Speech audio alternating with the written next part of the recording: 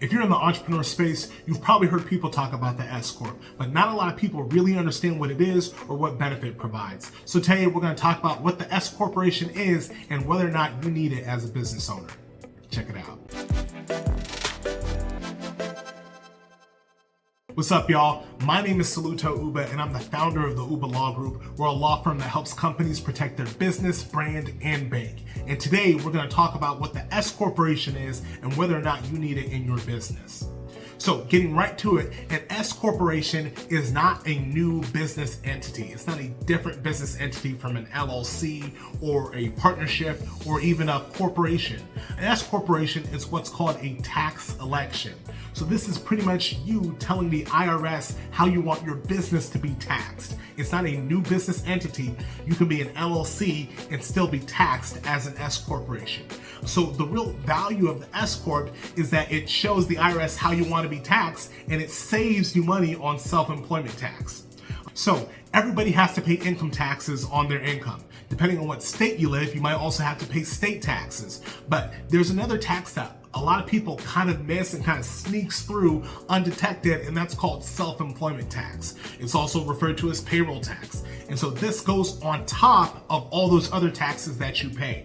Now, for example, if your business makes $100,000 in profit, now self-employment tax is approximately 15%.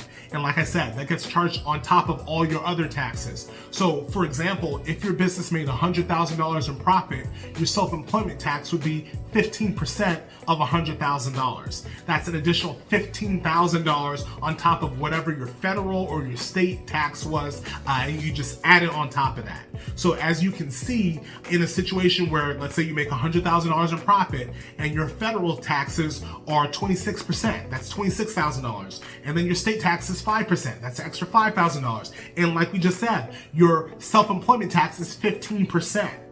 If you add all that stuff up, that's nearly $50,000 in taxes. And so the reason why this is so important is we have business owners that make $100,000 and they don't realize after taxes, they're barely taking home half of that.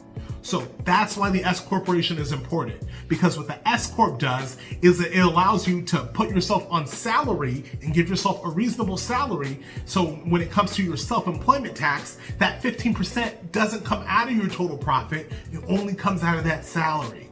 So what do I mean by that? Let's take our same scenario that we just talked about, and you make $100,000 in your business, and instead of that 15% self-employment tax coming out of the whole $100,000, you give yourself a reasonable salary of $50,000. Now, in this scenario, if you're an S Corp, you give yourself a reasonable salary of $50,000. Now that 15% self-employment tax only comes out of that $50,000. So in the previous example, your self-employment tax was $15,000, but now in this example, your self-employment tax is only approximately $7,500.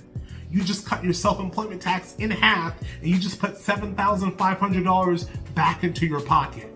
So the math can get really tricky. There are different limits and there's different phase outs for different portions of the self-employment tax, but that's really the essence of it. And the reason why the S Corporation is so important to me, especially as I work with a lot of up and coming businesses, they're starting to hit those six figures and pushing into that those higher numbers. This money is really important. This money is what's going to allow you to reinvest into your business. This money is going to allow you to potentially bring on team members. This money is going to allow you to buy that piece of equipment or that automation, that software, whatever it is that you need.